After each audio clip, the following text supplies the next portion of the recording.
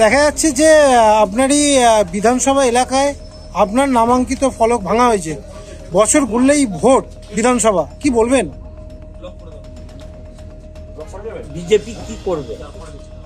ভাঙাভাঙি ছাড়া, ডায়লগবাজি ছাড়া কি আছে? এই বিধানসভায় 14 বছর ধরে আমি মানুষের সঙ্গে আছি। যা উন্নয়ন হয়েছে, আর যত আমার বোর্ড আছে ওদের 1, 2, 3, 4 করে গুনতে গুনতে ভোট পার হয়ে যাবে। আর এই বিধানসভায় ওই সমস্ত 2-1টা ফলক ভেঙে অসিত মজুমদারের নামকে মুছে ফেলা যাবে না। নরেন্দ্র মোদী এসে তুতরে দাঁড়াতে বলুন, 20,000 ভোটে হারাবো। 20,000। দাদা এইখানে দেখা আর তৃণমূল কংগ্রেসের প্রার্থী যেই হোক, নরেন্দ্র মোদীকে 20,000 ভোটে হারাবো।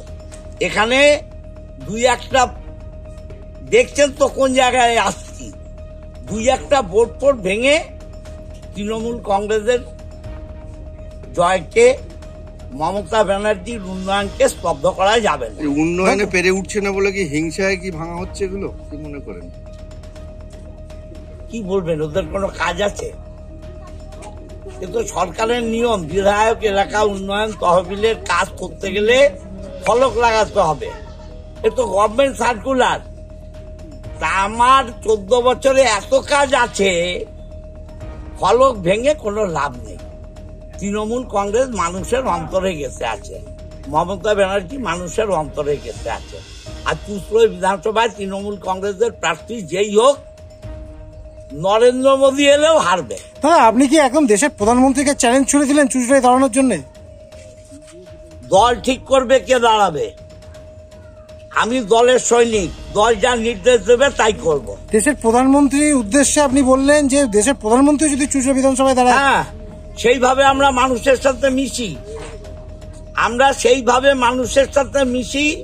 প্রধানমন্ত্রী ব্যাপার নয়, ব্যাপার মমতা ব্যানার্জির উন্নয়ন।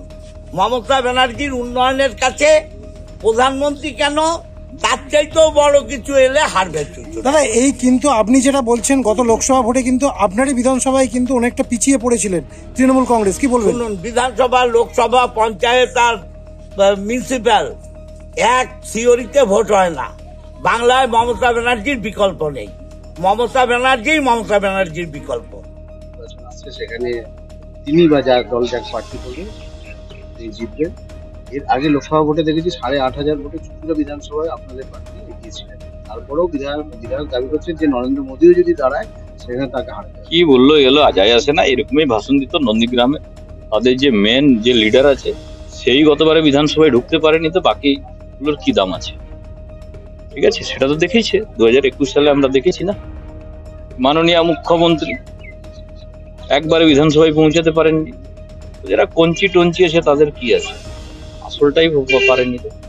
দাদা বিধায়ক বলছে যে লোকসভা মুখ নরেন্দ্র মোদী হলে বিধানসভায় কিন্তু মমতার বিকল্প। এখানে মানুষ কিন্তু মমতাকেই বোঝে মানুষ, এটাই সিপিএমও বলতো। আর সেটা 21-এ মমতা ব্যানার্জিকে দেখিয়েও দিয়েছিল। তার নিজের বিধানসভায় দাঁড়িয়েছিলেন সেখানেই জিততে পারেননি। আর 2011-র আগে সিপিএমও এইভাবেই কথাবার্তা বলতো।